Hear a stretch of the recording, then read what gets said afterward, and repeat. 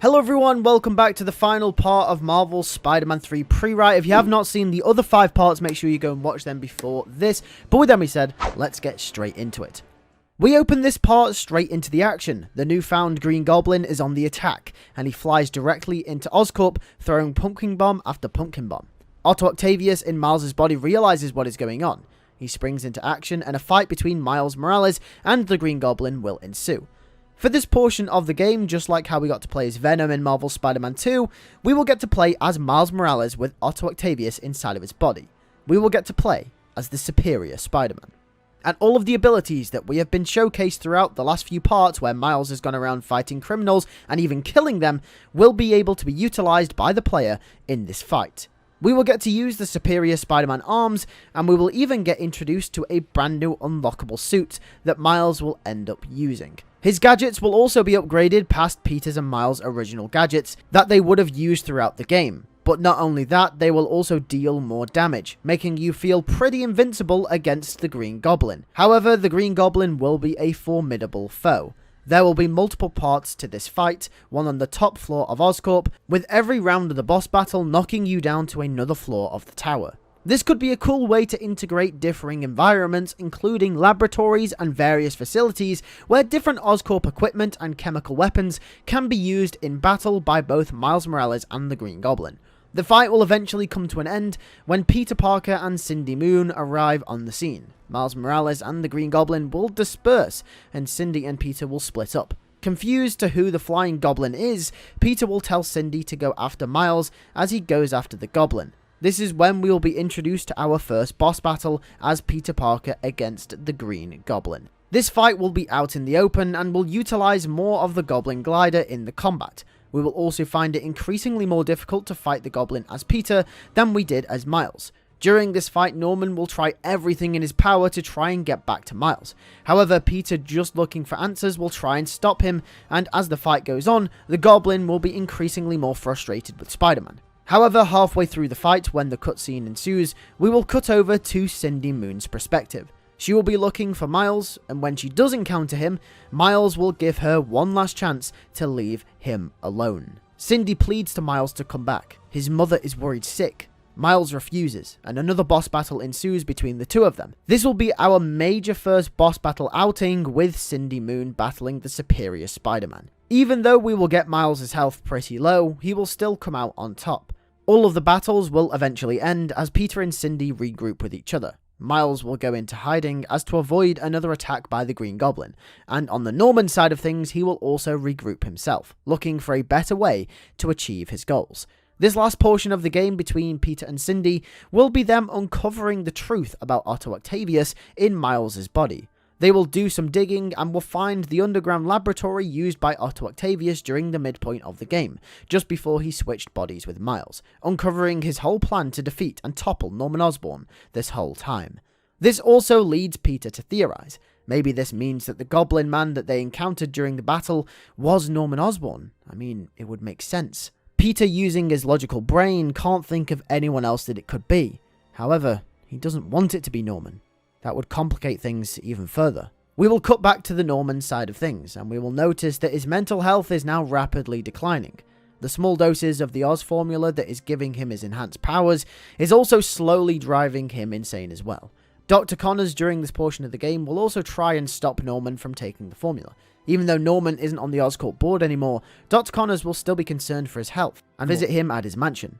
After doing some testing with it, Dr. Connors realized the mental side effects that it could possibly cause. Connors notices these side effects within Norman and tries to get him to stop taking it. However, Norman is too fueled by revenge and guilt that he can't stop now. The only thing that he has left is what stands in his way, which is Otto Octavius and Spider-Man, and he will stop at nothing until they are dead. Norman will take more of the Oz formula until, just like the test subjects earlier in the game, will become a giant Green Goblin monster, adapting the Ultimate Spider-Man version of the character. In a bid to escape, Dr. Connors will try and leave the mansion. However, it's too late, as the raging Goblin monster rips his head off in a similar fashion to how Venom did to Kraven in Marvel's Spider-Man 2. Dr. Connors is dead, and the Ultimate Goblin is in full force.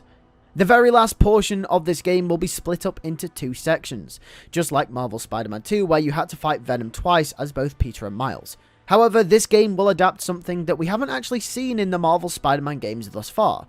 There will be 2 boss battles at the end of this game, one with the superior Spider-Man and one with the Ultimate Goblin. However, unlike in other Marvel Spider-Man games, you will be able to tag team the bosses with both Cindy Moon and Peter Parker, making for a more immersive and interesting final boss battle. Peter and Cindy will first confront Miles after doing some digging and finding out the truth as to what is going on. This boss battle will bring the series full circle, as the very first big villain of the Marvel Spider-Man franchise was of course Dr. Octopus. He is also one of the last villains of the franchise as well. This will also be conclusive for Peter's arc and Cindy's arc during this game as well, as both Peter and Cindy will want to bring Miles back because of the mistakes they made earlier on in the game. During the battle, Peter will try and break through to Otto, and will try and use his previous friendship with him to reinstill the lesson of responsibility. That it was never Otto's right, despite the neurological condition he had, to take Miles' body from him. Peter reminds Otto of what their goal was all those years ago, to help improve life, but to never take it. Peter tells Otto that his mind has been clouded by revenge, and thus he has conducted actions that he never once would have previously. And thus Peter and Cindy will defeat Miles Morales, and Peter ends up breaking through to Otto Octavius. Otto decides to help Peter reinstate Miles' consciousness, and they get to work straight away. However, as they were just about to make progress, none other than the Ultimate Goblin shows up on the scene for revenge. So during this final confrontation, Otto will be working in the background trying to reinstate Miles' consciousness, and we, as Peter and Cindy, have to fight the Ultimate Goblin trying to protect Otto Octavius as he does the work. However, the Ultimate Goblin is way too powerful for both of them, knocking them both down. And just as the Ultimate Goblin was about to finish Peter and Cindy off, none other than Miles Morales uses his Venom Blast to intervene and knock back the Ultimate Goblin. Otto had done it. Miles was back.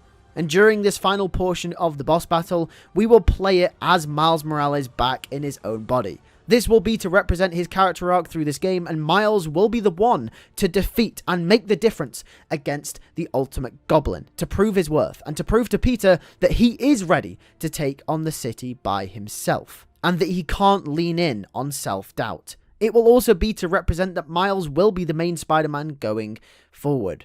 And after everything is said and done, the Ultimate Goblin will be revealed to be Norman Osborn as he is taken to prison. Peter will regret that he didn't do anything sooner, that he didn't check up on Norman, and that maybe if he'd helped Miles, maybe none of this would have happened. But still, what's done is done. And with that, we come to the end of the game. Peter apologizes to leaving Miles out to dry, and says that if he ever needs help, he'll always be there for him. But Miles has proven that he is ready to take on the city. Peter also tells Miles it's now time for him to take the mentor job, as Peter hands the training of Cindy Moon over to Miles Morales. We end the game with Peter Parker the same way that we started Marvel Spider-Man. And now, it's the right time. MJ is heavily pregnant and is soon to give birth. Peter gets down on one knee and asks her to marry him. MJ says yes, and she also reveals to Peter and the audience that she'll be having a girl, and that she thinks they should call it May Parker. Peter Parker may still be Spider-Man, but he's not the main Spider-Man, and for once, he can live his life knowing that the city is safe in 2 very capable hands that aren't his own. And with that, we come to the end of our story. Thank you for watching Prewriting Marvel Spider-Man 3. Hopefully you all enjoyed. Let me know what you would do in the comment section down below. But I also want to give a special announcement that if you are watching this video on the day that it comes out, or a few days after it comes out, I am going to be making a Spider-Man cinematic universe in full, doing 1 video per movie, and that is starting this Thursday, so make sure you tune into that, because that is going to be really, really cool, and I cannot wait to get started on that. With that being said, thank you guys for watching, and I'll see you guys in the next one. Take care, and peace.